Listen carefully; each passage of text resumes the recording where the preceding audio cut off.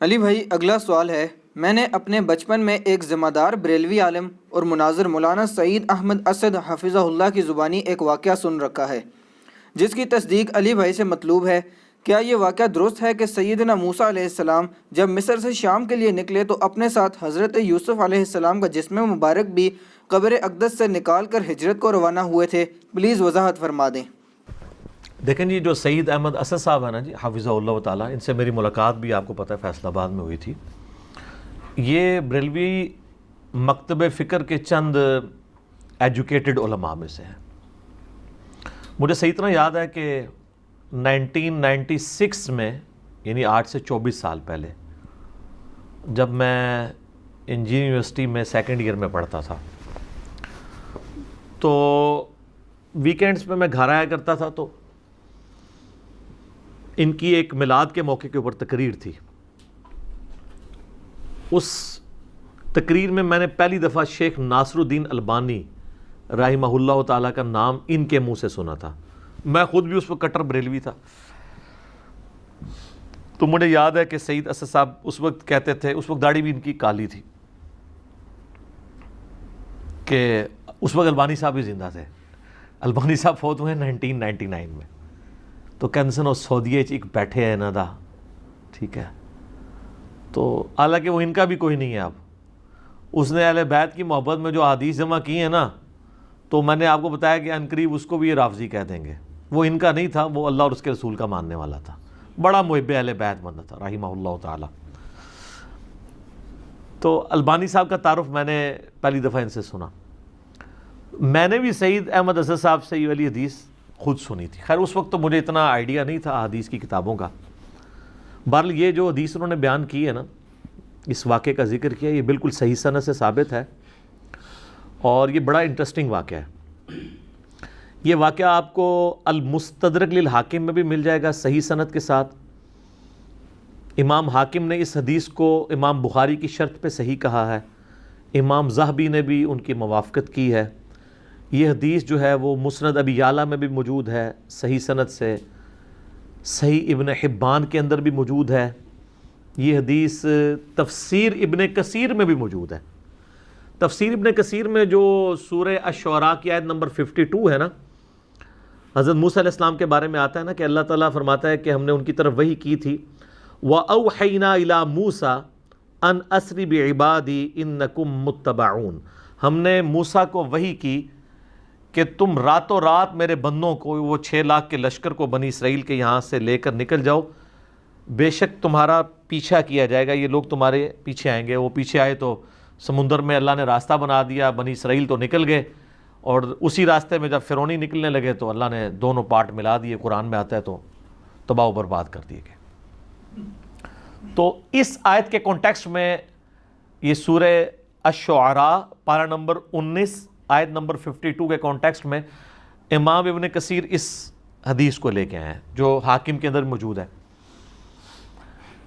کہ نبی صلی اللہ علیہ وآلہ وسلم کسی گاؤں ایریا میں تشریف لے گئے، تو وہاں پہ ایک دیہاتی شخص تھا، اس نے آپ صلی اللہ علیہ وآلہ وسلم کی مہمان نوازی کی۔ آپ بڑے خوش ہوئے، آپ نے اٹھتے ہوئے فرمایا کہ کبھی موقع ملے تو تم ہمارے پاس بھی آنا، دعوت دے دی۔ اس کے لیے تو آنر کی بات تھی۔ کچھ عرصے بعد وہ نبی علیہ السلام کو ملنے کے لیے آیا، آپ صلی اللہ علیہ وآلہ وسلم نے اس کی خوب مہمان نوازی کی، ایک تو بدلہ اتر گیا۔ پھر آپ نے اینڈ پہ فرمایا مانگ کیا مانگتا ہے؟ اس نے کہا یا رسول اللہ ایک اونٹ چاہیے جس پہ میں اور میرے گھر والے سواری کر لیں، ہاں اس پہ کجاوا بھی ہونا چاہیے، یعنی اچھی سیٹیں لگی ہوئی ہوں، اور 2-4 بکریاں مل جائیں جن کا دودھ دو کہ میں اپنا اور اپنا فیملی کا سلسلہ چلا لوں۔ یار اس زمانے میں بس سبسسٹنس لیول پہ یہی لائف گزارنے کا ذریعہ ہوتا تھا۔ یہ آج کل تو ہم جو لائف گزار رہے ہیں نا، یہ اس وقت کا امیر آدمی بھی نہیں تھا گزار سکتا۔ گندم کے دانے، سال کے دانے پورے ہو جائیں، دودھ کے لیے بھیڑ بکری رکھی ہیں، اللہ اللہ خیر صلی اللہ، اور کوئی کام ہی نہیں ہے۔ یہ جو آسائشیں ہیں ان کی وجہ سے ہمارے لیے مصیبت کھڑی ہوگی۔ ایک اونٹ اور چند بکریاں مانگی، اور کس سے مانگ رہا ہے؟ اللہ کے نبی سے۔ جن سے آپ کچھ بھی مانگ سکتے ہیں وہ اللہ سے لے کے دے سکتے ہیں. تو نبی اسلام فرمایا اوے تجھ سے تو وہ بنی اسرائیل کی بڑھی اچھی رہ گئی، اوے جس نے موسیٰ علیہ السلام سے تو اس سے بہت بڑی چیز مانگ لی تھی. اچھا، تو صحابہ نے کہا یا رسول اللہ وہ بڑھیا کا کیا قصہ ہے؟ تو آپ فرمایا کہ ہوا یوں کہ جب بنی اسرائیل مصر سے نکلے شام جانے کے لیے موسیٰ علیہ السلام کے ساتھ، تو وہ راستہ بھول گئے. تو حضرت موسیٰ علیہ السلام نے جو بنی اسرائیل کے علماء تھے نا ان کو بلایا، ان سے مشورہ کیا جائے کہ یہ مسئلہ کیا ہے. تو انہوں نے پھر بتایا کہ حضرت بات یہ ہے کہ حضرت یوسف علیہ السلام کی نسل سے تھے نا، آگے بنی اسرائیل میں سے تھے نا حضرت موسیٰ علیہ السلام. ان دونوں کے درمیان آلموسٹ 1400 سال کا فاصلہ ہے، حضرت یوسف اور حضرت موسیٰ علیہ السلام کے درمیان. تو حضرت موسیٰ علیہ السلام کو انہوں نے کہا کہ جب حضرت یوسف علیہ السلام کی موت کا وقت قریب آیا تھا نا، تو انہوں نے بنی اسرائیل سے ایک عہد لیا تھا کہ جب کبھی بھی تم واپس ملک شام گئے نا، کیونکہ اصل ان کا وطن تو شام تھا، وہ تو حضرت یوسف علیہ السلام سورہ یوسف میں آتا ہے نا کہ بکھ کے وہاں تک پہنچے، پھر اللہ نے وہاں ان کو مرتبہ دیا تو بنی اسرائیل وہاں پہ شفٹ ہو گئے. لیکن یاد تو اپنے وطن کی ستاتی تھی. ان کو یہ بھی پتا تھا کہ اللہ نے وحی کے ذریعے بتایا ہوگا کہ الٹیمیٹلی آپ ابراہیمی مسکن کی طرف دوبارہ جائیں گے. تو انہوں نے یاد لیا تھا کہ جب تم لوگ یہاں سے شفٹ کرو نا تو میری لاش بھی قبر سے نکال کے لے جانا، مجھے وہاں پہ یروشلم میں دفن کرنا ہے جو میرا آبائی جگہ ہے.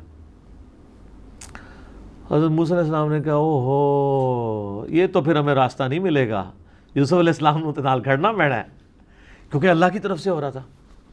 ان کا اچھا ٹھیک ہے جی بتاؤ قبر کی طرف. ان کا جی قبر بھی نہیں پتا ہمیں، کیونکہ اس زمانے میں مزار نہیں ہوتے تھے. پوائنٹ ٹو بی نوٹڈ، مزار تو نہیں. اور یوسف علیہ السلام تو بہت بڑی شخصیت تھے، ان کا بہت بڑا مزار ہونا چاہیے تھا، وہاں وزیر خوراک رہے تھے وہ. انہوں نے کہا جی ایک بڑھیا ہے جس کو قبر کا ایڈریس پتہ ہے، لیکن وہ کہتی ہے کہ موسیٰ کو میرے پاس خود بھیجو، میں اس کے ساتھ نیگوشیشن کروں گی تو جگہ بتاؤں گی قبر کی. حضرت موسیٰ علیہ السلام نے کہا ٹھیک ہے بات کر لیتے ہیں. تو کہا اماں بتا. انہوں نے کہا اس طرح نہیں ہے، مجھے اس کا معاوضہ ادا کرنا ہوگا. حضرت موسیٰ علیہ السلام نے کہا اس کا معاوضہ کیا؟ وہ تو ایکسپیکٹ کر رہے تھے کوئی پیسے، کوئی مال، کوئی بکریاں، کوئی اونٹ، جس طرح اس صحابی نے بھی مانگ لیا. انہوں نے کہا جی معاوضہ یہ ہے کہ میں جنت میں تمہارے ساتھ رہوں گی. اللہ اکبر. حضرت موسیٰ علیہ السلام کا رنگ فاق ہو گیا، چہرے پہ ناگواری کے اثار آ گئے کہ یہ کیا مانگ رہی ہے، پھر دوسرا ہی میرے اختیار میں بھی نہیں ہے. تو حدیث کے الفاظ ہیں اللہ تعالیٰ نے اسی ٹائم حضرت موسیٰ کو وحی کی کہ آپ کمٹمنٹ کر لیں اس کے ساتھ. اوہ ہائے ہائے، دینے والا تو اللہ ہے نا جی. تو موسیٰ علیہ السلام نے کہا ٹھیک ہے. اس لیے حضور نے اس اعرابی کو کہا او یار تجھے تو بڑھیا اچھی رہ گئی، یعنی تو مجھ سے جنت میں میرا پڑوس مانگ لیتا، تو نے مانگی تو دنیا کی چیز مانگی. جس طرح کہ صحیح مسلم میں آتا ہے کہ ایک صحابی تھے ربیہ، نبی علیہ السلام کو وضو کروایا کرتے تھے. ایک دن سمندر رحمت جوش میں آیا، فرمایا سل ربیہ، ربیہ کیا مانگتا ہے؟ وہ بھی تیاری کر کے بیٹھے تھے. انہوں نے کہا یا رسول اللہ جنت میں آپ کا پڑوس. ہو سکتا ہے اس واقعے کے بعد یہ ہوا ہو، انہوں نے یہ بات سنی ہوئی ہو، اہم ممکن ہے، یہ میری اسیسمنٹ ہے. تو آپ فرمایا اور بھی کچھ مانگ لیں. ان کا نہیں یا رسول اللہ اس کے بعد تو مجھے کچھ نہیں چاہیے. تو آپ نے فرمایا پھر کثرت سجود سے میری مدد کر، یعنی اللہ کی عبادت کر کثرت کے ساتھ، میری شفاعت بھی تیرے کام آئے گی، الٹیمیٹلی تجھے جنت میں میرا پڑوس مل جائے گا انشاءاللہ تعالی. بلکہ آپ لوگوں کے لیے خوشخبری، بخاری مسلم میں حدیث ہے کہ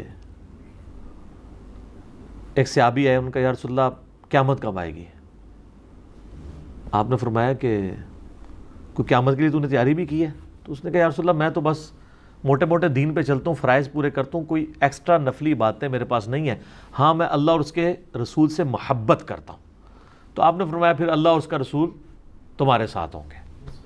حضرت انس بن مالک کہتے ہیں کہ اسلام لانے کے بعد رسول اللہ کے کسی فرمان سے ہمیں اتنی خوشی نہیں ہوئی جتنا اس فرمان سے ہوئی کہ جو اللہ اور اس کے رسول کے ساتھ محبت کرتا ہے اللہ اور اس کا رسول قیامت والے دن اس کے ساتھ ہوں گے، یعنی اسے بھی پڑوس مل جائے گا. اور پھر حضرت انس بن مالک کے الفاظ ہیں بخاری مسلم میں، اے اللہ، میں اللہ سے، اس کے رسول سے، حضرت ابو بکر عمر سے محبت کرتا ہوں، گو میرے اعمال ابو بکر عمر والے نہیں ہیں، لیکن یا اللہ مجھے بھی اپنا اور اپنے محبوب کا ساتھ قیامت والے دن نصیب فرما، آمین۔ ہم بھی دعا کرتے ہیں کہ گو ہمارے اعمال بھی صحابہ اور اہل بیت والے نہیں ہیں، تب بھی اللہ تعالیٰ محض اپنی رحمت سے، اپنے نبی علیہ السلام کی شفاعت سے ہمیں ان مبارک ہستیوں کا پڑوس قیامت والے دن نصیب فرمائے، آمین ثم آمین۔ اچھا، تو اب وہ بڑھیا نے کہا کہ جی میں آپ کو پتہ بتاتی ہوں۔ اب وہ بڑھیا جناب ان کو ایک تالاب کے اوپر لے آئی۔ حدیث کے الفاظ ہیں وہ تالاب بھی بالکل سبز ہو چکا ہوا تھا، یعنی بہت پرانا تالاب تھا، کوئی اتنا یوز میں بھی نہیں تھا، کوئی سمجھ لیں آج کل جس طرح کیچڑ والا کوئی جوہڑ ہوتا ہے۔ اس نے کہا جی اس پانی اس کا نا تالاب کا باہر نکلوائیں، اس تالاب کو خشک کریں۔ تو تالاب خشک کیا گیا، تو اس کی بیسمنٹ کے اندر اس نے نا ایک جگہ لوکیٹ کی کہ یہاں پہ آپ کھودیں، یہاں پہ ان کی قبر ہے۔ اے دسو کسی لبنی سی اس مانے علم غیب ہی نہیں سی ہوندا، نہیں تو لب جاندہ، ٹھیک ہے۔ بزرگوں کہتے ہیں نا علم غیب ہے، وہ جب تک اللہ نہ بتائے تو پیغمبر کو بھی نہیں پتہ چلتا۔ تو خیر وہ قبر کھودی، اور حدیث کے الفاظ ہیں کہ انہوں نے حضرت یوسف علیہ السلام کا جسد انور نکالا، تو پھر بنی اسرائیل کے لیے جو ہے نا راستہ بالکل واضح ہو گیا، پھر وہ اپنے سفر پہ چل پڑے۔ تو یہ حدیث ہے جس میں حضرت یوسف علیہ السلام کا جسد انور وہاں پہ شفٹ کرنے کی بات ہے۔ لیکن اس حدیث کے اندر ایک اشکال بھی ہے، میں اس کو کلیئر کر دوں۔ اس حدیث میں الفاظ ہیں کہ حضرت موسیٰ علیہ السلام نے کہا وَاسْتَخْرِجُوا عِظَامَ یوسف، یوسف کی ہڈیوں کو یہاں سے نکالو۔ اس کی وجہ سے بعض لوگ یہ کہتے ہیں کہ جی یہ تو حضرت یوسف علیہ السلام کا تو جسم معاذ اللہ سلامت نہیں تھا، وہ تو ہڈیاں شفٹ کی گئی ہیں۔ شیخ البانی رحمہ اللہ تعالیٰ سلسلہ احادیث صحیحہ میں لکھتے ہیں کہ میں بڑا عرصہ پریشان رہا کہ ہمیں تو صحیح احادیث کی روشنی میں یہ بات پتہ ہے، ایون قرآن سے بھی اشارہ ملتا ہے، میں بعد میں بتاتا ہوں آپ کو، کہ انبیاء کے جسموں کو مٹی نہیں کھاتی ہے۔ تو یہ کیسے ہو سکتا ہے کہ یوسف علیہ السلام کے ہڈیوں کا ڈھانچہ وہاں پہ ہو؟ تو کہتے ہیں میرا مسئلہ حل ہوا جب میں نے سنن نبی داؤد میں وہ حدیث پڑھی نا، حضرت تمیم داری نے کہا یا رسول اللہ صلی اللہ علیہ وآلہ وسلم، آپ یعنی کھڑے ہو کے خطبہ دیتے ہیں تو میں آپ کے لیے ایک ممبر نہ تیار کروا دوں جس پہ آپ بیٹھ کے تھوڑی دیر آرام کر لیا کریں۔ تو اس میں پتہ کیا الفاظ ہیں؟ وہ کہتے ہیں یحمل عظامک، اس ممبر پہ آپ اپنی ہڈیاں رکھ سکیں، ہونا تو چاہیے تھا جسم رکھ سکیں۔ تو البانی کہتے ہیں کہ وہ مجھے پتہ چلا کہ یہ عرب کے لوگ محاورتاً یہ لفظ بولتے ہیں، یعنی وہ جسم ہڈیوں کے ایکویلنٹ جسم اور جسم کے لیے ہڈیاں استعمال کرتے ہیں، ٹھیک ہے۔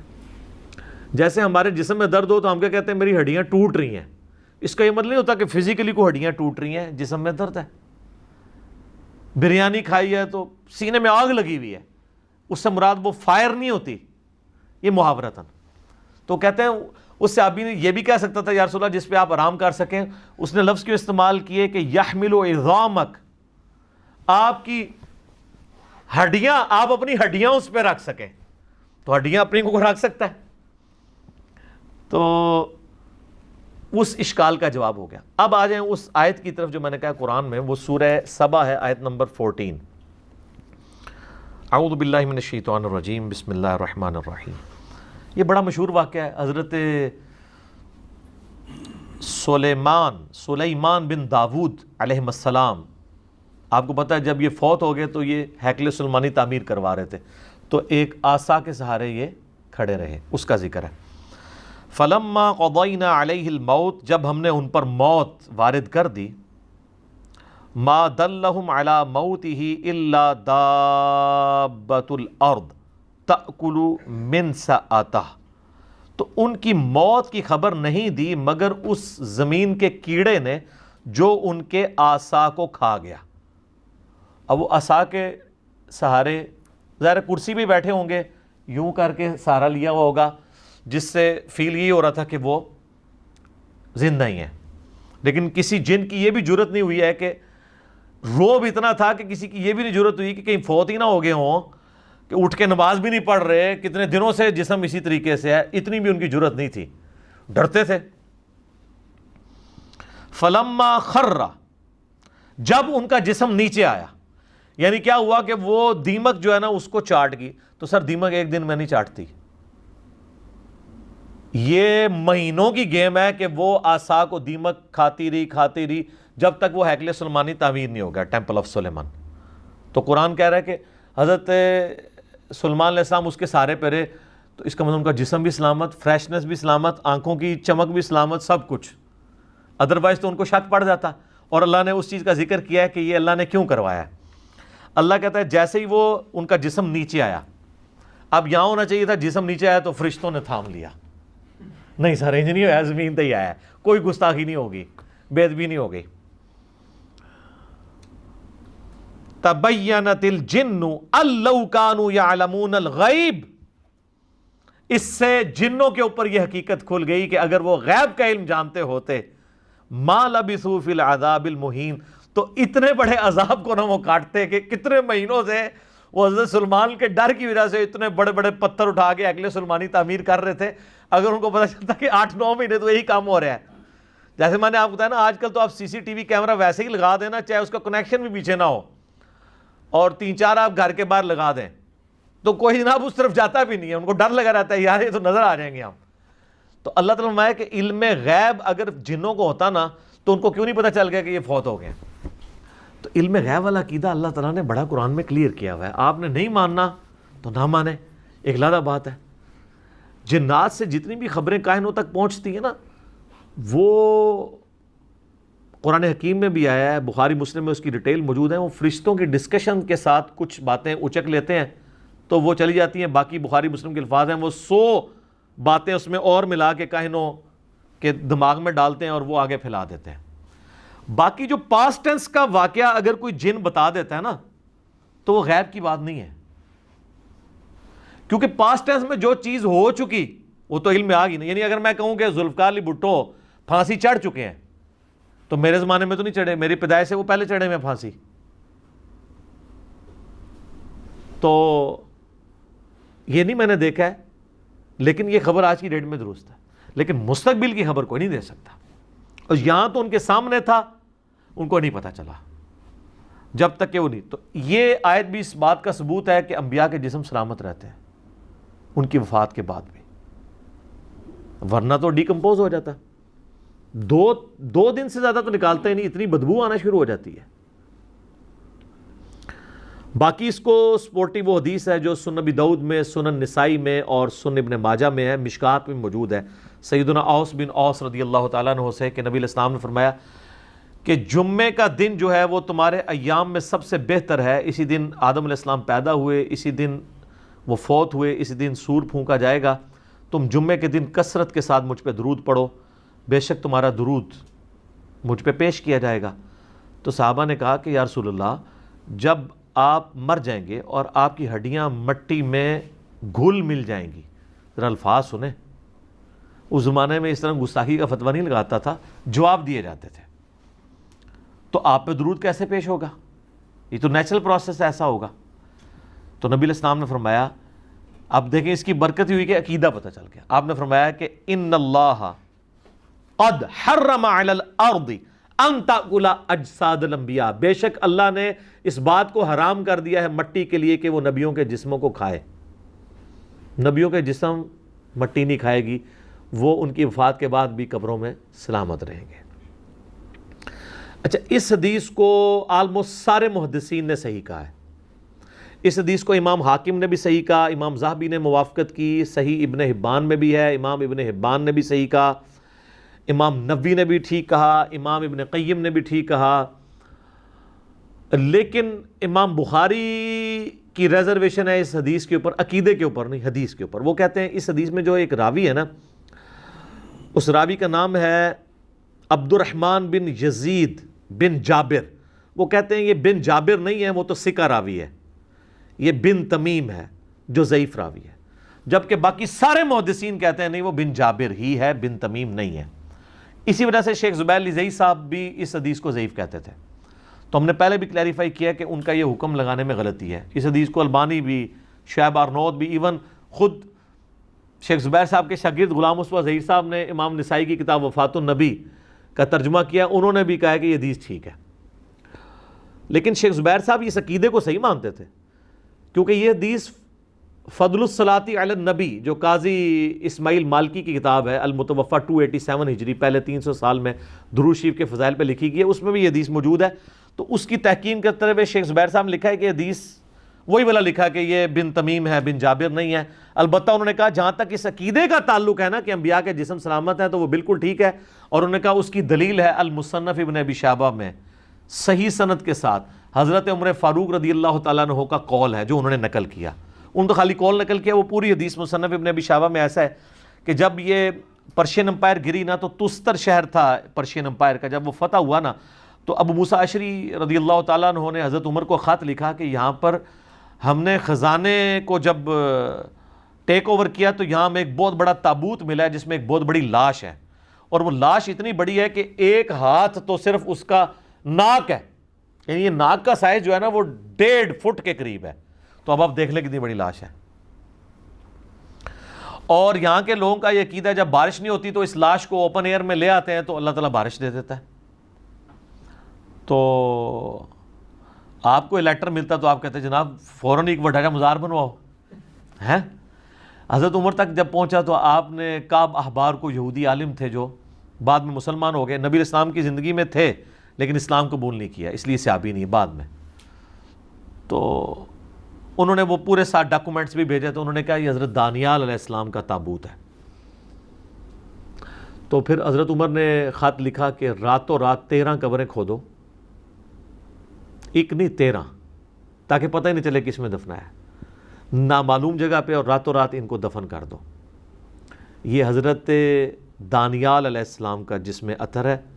اور اس میں حضرت عمر نے کہا وَالنَّارُ لَا تَأْكُلُ الْأَنْبِيَاءَ وَالْأَرْضُ لَا تَأْكُلُ الْأَنْبِيَاءَ. آگ نبیوں کے جسموں کو نہیں کھاتی، زمین نبیوں کے جسموں کو نہیں کھاتی، اور ایک اور لفظ بھی استعمال کیا، درندے بھی نبیوں کے جسموں کو نہیں کھاتے. تو یہ شیخ زبیر صاحب نے نا اس فٹ نوٹ پہ لکھا کہ یہ حدیث صحیح ہے، لہٰذا ہمارا یہ عقیدہ ہے کہ نبیوں کے جسم سلامت ہے. الحمدللہ. صحیح مسلم میں وہ حدیث ہے، 2 طرق ہیں کہ میں نے شب معراج موسیٰ علیہ السلام کو اپنی قبر میں نماز پڑھتے ہوئے دیکھا، ہوا قائم یصلی فی قبری. لیکن یہ برزخی معاملہ ہے، یہ فزیکلی آپ اس کے اوپر قیاس نہیں کریں گے. آج اگر آپ قبر رسول کھودیں گے تو نبی علیہ السلام کا جسم اطہر آپ کو ویسے ہی نظر آئے گا جیسے دفناتے وقت تھا. یہ نہیں ہے کہ نبی علیہ السلام کوئی ایکٹیویٹی پرفارم کر رہے ہوں گے، نہیں. ان کی نمازیں بھی قبروں کے اندر، جو مسند ابی یعلا میں حدیث ہے کہ اللہ کے نبی زندہ ہیں، اپنی قبروں میں نمازیں بھی پڑھتے ہیں، وہ برزخی معاملہ ہے. وہ تو چھوڑ دیں، سنن ابن ماجہ میں تو یہاں تک ہے کہ جب عام ایک مومن مردے کو بھی جب قبر میں رکھا جاتا ہے نا، فرشتے سوال کے لیے آتے ہیں تو وہ اٹھتا ہے تو اس کو عصر کا وقت دکھایا جاتا ہے کہ غروب آفتاب ہونے والا ہے، تو وہ کہتا ہے مجھے چھوڑ دو میں پہلے نماز پڑھ لوں. ٹھیک ہے، یہ تو عام مومن کے لیے بھی ہے. تو انبیاء تو خیر بہت اعلیٰ درجے کے. تو اس حدیث کے تحت ان کی زندگی برزخی ہے لیکن جسم جو ہے وہ سلامت ہے، اس میں کوئی شک نہیں ہے. باقی حیات النبی کے اوپر میرا لیکچر مسئلہ نمبر 5 دیکھ لیں. ایک اور حدیث بڑی مشہور میں نے بڑی دفعہ بیان کی ہے، 1390 نمبر صحیح بخاری میں 1390، کہ سیدنا عمر کا پاؤں آلموسٹ 65 ایئرز کے بعد جب حجرہ عائشہ کی دیوار گر گئی ولید بن عبد الملک کے دور کے اندر، تو پاؤں باہر آ گیا ایک قبروں کی ڈسٹربنس کی وجہ سے، کیونکہ وہ امہات المومنین کے جو گھر تھے نا ان کو توڑ کے مسجد نبوی کی توسیع کر رہے تھے. عمر بن عبد العزیز اس وقت گورنر تھے وہاں کے مکہ مدینے کے، ابھی تو خلیفہ نہیں بنے ہوئے تھے. تو جب پاؤں نکلا تو لوگ پریشان ہو گئے کہ نبی علیہ السلام کا پاؤں مبارک باہر آ گیا. یہ بخاری کے الفاظ ہیں. اس کا مطلب ہے کہ تو بخاری میں ہی موجود ہے کہ لوگوں کا یہ عقیدہ تھا کہ نبی علیہ السلام کا جسم مبارک اس طریقے سے. تو حضرت عروہ ابن زبیر کو، جو حضرت عائشہ کے بھانجے تھے، عبداللہ ابن زبیر صحابی کے چھوٹے بھائی اور اشرم بشرا حضرت زبیر کے بیٹے، لیکن تابعی ہیں یہ، ان کو بلایا گیا کیونکہ وہ حضرت عائشہ کے بھانجے تھے، حجرہ عائشہ میں جاتے رہتے تھے، تو ان کو قبروں کی لوکیشن پتہ تھی. انہوں نے جب دیکھا نا تو انہوں نے کہا یہ تو حضرت عمر کا پاؤں ہے، یہ نبی علیہ السلام کا پاؤں نہیں ہے. اچھا اس میں کہیں نہیں لکھا کہ وہ پاؤں جب نکلا ایسے تو وہ حضرت عمر نے وہ پاؤں واپس اندر کھینچ لیا. اگر وہ دنیاوی زندگی ہوتی تو جب اتنے لوگ پاؤں پہ شور مچا رہے ہیں، مطلب آپ کا اگر پاؤں ایسا باہر نکلا ہوا ہو کسی جگہ سے اور لوگ اتنا جمگٹا بنایا ہوا کہ یار یہ پاؤں تو آپ بھی اندر کر لیں گے نا، اگر آپ کسی ایسی جگہ پہ ہیں کہ آپ کا پاؤں ایکسپوز ہو رہا ہے، تو وہ مطلب دنیاوی زندگی تو ہے نہیں، آخرت کی زندگی ہے. تو وہ انہوں نے دوبارہ سے ان کو دفن کر دیا. یہ اس بات کا ثبوت ہے کہ انبیاء کے علاوہ بھی اللہ تعالیٰ جس کے لیے چاہیے یہ کر سکتا ہے، لیکن یہ جنرل رول نہیں ہے. یہ جو جنرل رول ہے نا وہ نعت میں ہی ہے، محمد کے غلاموں کا کفن میلا نہیں ہوتا. اس طرح کرنا کچھ بھی نہیں ہونا بھائی، ٹھیک ہے. کتنے صحابہ کو رومن امپائر کی بیٹل فیلڈز میں آگ کے کڑاہوں میں، تیل کے کڑاہوں میں جلایا گیا ہے. حضرت حمزہ ابن عبد المطلب کا مسلح کیا گیا ہے غزوہ احد میں. اس طرح نہیں ہوتا. اور کسی کی اگر جسم کی حفاظت نہ ہو اس کا یہ مطلب نہیں کہ وہ بزرگ نہیں ہے، وہ اللہ کی مرضی کی اس کی حفاظت کروانی ہے. سیدنا ابوبکر صدیق کے بارے میں 1387 نمبر حدیث ہے صحیح بخاری کے اندر. انہوں نے تو اوورال امت کو عقیدہ دے دیا ہے. اما عائشہ کو بلایا، اس پہ امام بخاری نے باب باندھا ہے سوموار کے دن کی موت کی فضیلت، کیونکہ نبی علیہ السلام سوموار کو فوت ہوئے تھے. امام بخاری نے باب باندھ کے حدیث لی ہے 1387 صحیح بخاری میں. اما عائشہ سلام اللہ علیہا کو بلایا حضرت ابوبکر نے نزا کے عالم میں، کہا کہ بیٹا نبی علیہ السلام کو کتنے کفن میں دفن کیا گیا تھا؟ انہوں نے کہا 3 کپڑوں کے اندر. تو انہوں نے بھی اپنے پرانے کپڑے کہا کہ یہ والے میرے کپڑے دھو کے نا مجھے انہی کپڑوں میں کفن دینا ہے، میرے لیے علیحدہ کفن نہ منگوانا. پھر پوچھا کہ بیٹا یہ بتاؤ کہ نبی علیہ السلام کی ڈیتھ کس دن ہوئی تھی؟ ان کا منڈے کے دن. تو انہوں نے کہا میں بھی اللہ سے امید کرتا ہوں کہ ابھی تو منڈے کا دن باقی ہے، تو رات تک میری بھی ڈیتھ ہو جائے گی. اس پہ امام بخاری نے باب باندھا ہے منڈے کے دن مرنے کی فضیلت. لیکن سر حضرت ابوبکر کو یہ فضیلت نہیں ملی. حدیث کے الفاظ ہیں کہ وہ رات میں جا کے منگل کی رات کو فوت ہوئے. ظاہر ہے منڈے کا جب دن ختم ہوگا تو منگل کی رات فوت ہو جائے گی. منگل کی رات میں فوت ہوئے اور منگل کی فجر سے پہلے ان کو راتوں رات دفنا دیا گیا. اچھا حضرت ابوبکر کا بھی اسیسمنٹ غلط نکلی کہ میں منڈے کے دن فوت ہوں گا اور فضیلت بھی نہیں ملی. تو اس میں میرا کلپ بھی تھا حضرت ابوبکر کا علم غیب، تاکہ پتہ چل جائے کہ امت کا سب تو بڑا ولی جڑا ہے. سر میں نہیں، اعلیٰ حضرت نے خود مانا ہے. ان سے جب پوچھا گیا اولیاء کا سردار کون ہے، انہوں نے شیخ عبد القادر جیلانی نہیں بتایا، انہوں نے کہا ابوبکر صدیق رضی اللہ تعالیٰ عنہ علیہ السلام. شکر الحمدللہ کہ منڈے کو فوت نہیں ہوئے. یہ ایک فضیلت نہ مل کے امت کو جو عقیدہ پہنچ گیا نا، وہ امت کی اصلاح اگر دیکھی جائے نا تو اس کی ورث زیادہ ہے ان کی اس فضیلت سے. اس ایک بندے کو فضیلت، ان کے لیے ویسے ہی فضائل بہت زیادہ ہیں. قبر رسول میں 7 دفن ہے، ٹھیک ہے جی. حضور علیہ السلام کے قریبی ساتھیوں میں سے حق 4 یار میں ہیں الحمدللہ. تو یہ شکر ہے ان کو فضیلت نہیں ملی. آج ہم لوگوں کو دکھا تو سکتے ہیں نا جناب یہ دیکھ لو علم غیب بھی، علم غیب تم نے لگایا ہوا ہے تو یہ دیکھ لو. تو اس میں آگے الفاظ ہیں جب حضرت عائشہ نے کہا نا کفن کا، انہوں نے کہا مجھے نیا کفن نہیں دینا، مجھے پرانے کپڑے ان کو دھو دو، انہی میں دفنانا. انہوں نے کہا نیا کفن تو زندہ بندوں کی ضرورت ہے، یہ جو نیا کفن اگر کسی مردے کو پہناتے ہو نا، اور بلکہ انہوں نے تو اپنے بارے میں یہ بات کی، عاجزی ہے ان کی. ہمارا تو عقیدہ ہے ان کا جسم بھی سلامت ہے انشاءاللہ. وہ کہتے ہیں یہ تو مرنے کے بعد پیپ، خون اور گلی سڑی ہڈیوں کا حصہ بننا ہے اس کفن نے، تو کیوں نیا کفن ضائع کرتے ہو میرے اوپر. یہ انہوں نے عقیدہ دے دیا کہ یہ آپ کی جو نعت کا یہ ایک جذباتی قسم کا شعر ہے جی، میلا نہیں ہوتا. ہاں کفن میلا نہیں ہوگا اگر سائبیریا میں دفنا دیں، میں گارنٹی دیتا ہوں. اتنے کافر بھی کو دب دو نا، وہ چونکہ برف ہے 1000 سال تک بھی نہ مردہ ٹیمپر ہوگا نہ کفن میلا ہوگا. وہ ٹیمپریچر ہے نا، وہ جیسے مردہ خانوں میں آپ لکھواتے ہیں لاشیں، تو سائبیریا دے سارے ہی ٹیمپریچر بلو وہ دے فریزنگ پوائنٹ دے ہوتے ہیں، تو کچھ بھی نہیں ہونا. تو یہ اب آپ دیکھ لیں. اچھا یہاں پہ میں بتا دوں، جسم سلامت ہونے سے کوئی بھی شخص دنیاوی زندگی مراد نہ رہے. جسم سلامت ہے لیکن اس جسم کی سلامتی سانس کے ساتھ نہیں ہے، آخرت کی زندگی کے ساتھ ہے. قرآن میں ہے کہ شہید بھی زندہ ہے لیکن تمہیں شعور نہیں. یہ کہتا نہیں ہمیں شعور ہے، ہم مانگیں گے بھی. اللہ کہتا ہے تمہیں شعور نہیں ہے. تو اتنی کہانیاں کرواتے ہیں یہ لوگ، خصوصاً دیوبندیوں اور بریلویوں نے تو باقاعدہ لکھا ہے کہ یہ تو دنیاوی زندگی ہے قبر میں. سر المؤنت میں انہوں نے لکھا ہے کہ نبی علیہ السلام کی جو قبر میں جو حیات النبی ہے یہ دنیاوی ہے. لفظ لکھا ہے دنیاوی، حالانکہ وہ آخرت کی زندگی ہے. وہ تو دنیا کہاں سے آ گئی. اور اعلیٰ حضرت تو تمہیں پتہ ہے کھلے ڈولے بندے سن، ایک سٹیپ آگے گئے ہیں. ملفوظات اعلیٰ حضرت میں انہوں نے لکھا ہے کہ جب کسی نے سوال کیا کہ آپ کہہ رہے ہیں ولی بھی زندہ ہے نبی بھی زندہ ہے، تو دونوں کی زندگی میں فرق کیا ہے؟ انہوں نے کہا انبیاء کی جو زندگی ہے قبروں میں وہ برزخی تو ہے لیکن یہ حصی دنیاوی ہے. حصی حصی کا مطلب کیا ہے کہ آپ کسی کو چٹکی کاٹتے ہیں تو اس کو فیل ہو، اور دنیاوی. اور انہوں نے کہا اگر پھر نہ یقین آئے تو ہمارے بزرگ تو پہلے ہی فرما گئے ہیں، شیخ زرقانی، کہ نبیوں کی بیویاں ان کی قبروں میں ان پہ پیش کی جاتی ہیں، ان کے ساتھ شباشی بھی کرتے ہیں.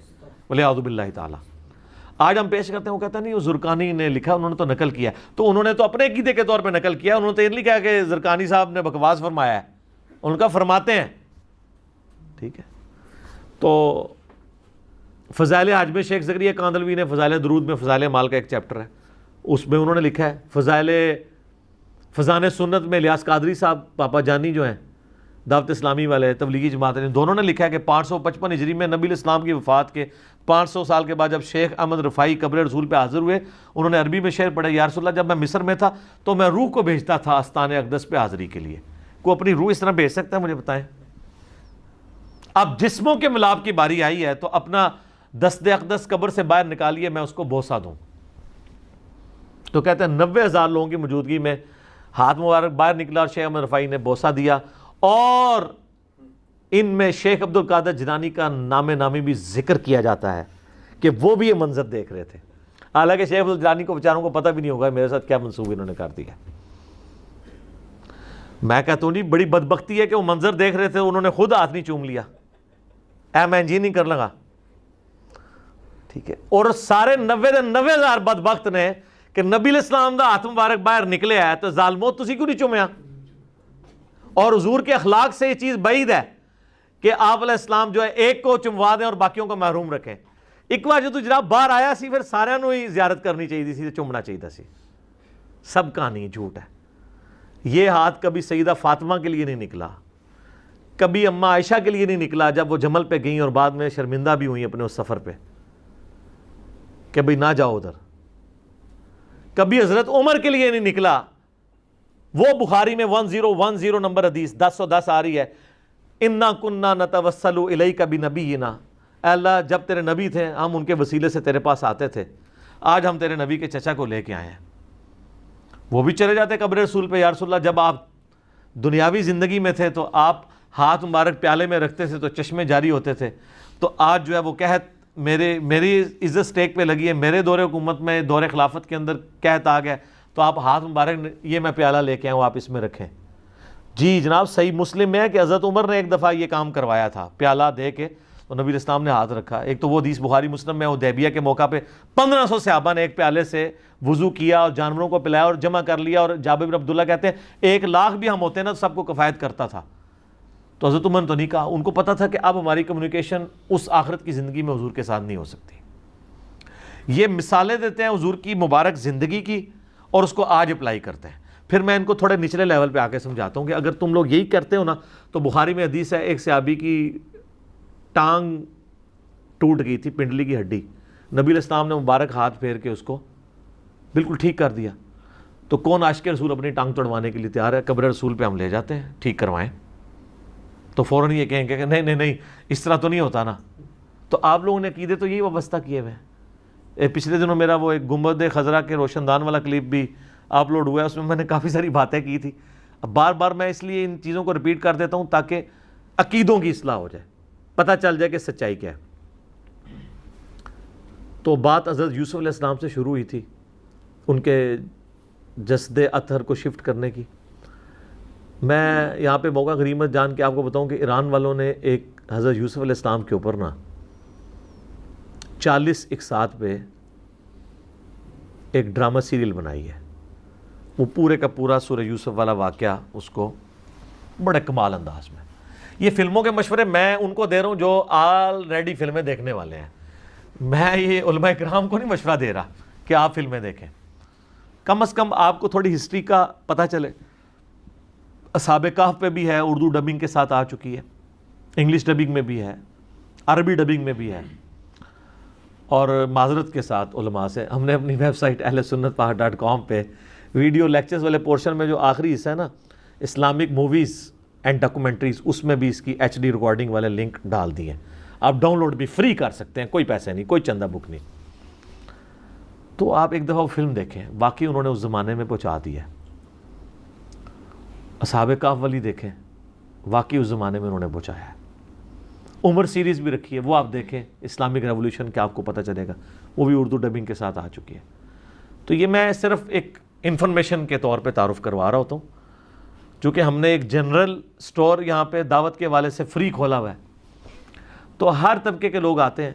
جو لوگ ہالی ووڈ کی فلمیں دیکھتے ہیں ہم ان کو کہتے ہیں چلو یار ایک دفعہ یہ بھی دیکھ لو، بعض اوقات لوگ اس طرف آ جاتے ہیں۔ یعنی میں آپ کو پرسنل بتاؤں کہ میں نے جب وہ اشفاق صاحب کا ڈرامہ دیکھا نا، من چلے کا سودا، تو وہ اس نے میری زندگی کے اوپر بہت اثر چھوڑا فکر آخرت کے حوالے سے۔ اور اس کے بعد میں نے اصحاب کہف والی جب مووی دیکھی 2007-8 کے اندر، تو اس نے بھی کافی اثر چھوڑا، دنیا سے زہد دلانے والی چیز ہے۔ تو آپ ان لوگوں کو کم از کم ضرور مشورہ دیں کہ جو فلمیں دیکھنے کے شوقین ہیں، کہ اگر انہوں نے دینی ہے تو ایک دفعہ یہ دیکھ لیں۔ ویسے تو اب اس سے بھی آگے بات جا چکی ہے، ہماری ویڈیو کے نیچے کئی لوگوں نے کمنٹس کیے ہوتے ہیں کہ پہلے ہم روزانہ فلم دیکھ کے سوتے تھے، اب ہم مجلس دیکھ کے سوتے ہیں اور بوریت نہیں ہوتی۔ کیونکہ بوریت اس لیے نہیں ہوتی ہے کہ وہ وہ بات نہیں سن رہے ہوتے ہیں جو انہوں نے پہلے نہیں سنی ہوتی، اور آلموسٹ وہ ایسی بات سن رہے ہوتے ہیں جس کے الٹ ان کا آلریڈی عقیدہ ہوتا ہے، تو بندے کا دماغ بھی کھلتا ہے۔ کیا کہ مرنے سے پہلے ہے مسلمان، کر لے اس پہ غور، کتابوں کا خدا اور ہے، بابوں کا خدا اور، کہنے کو تو دین سب کا اسلام ہے، لیکن کتابوں کا جہاں اور ہے، بابوں کا جہاں اور آخر میں بس عاجزانہ طور پہ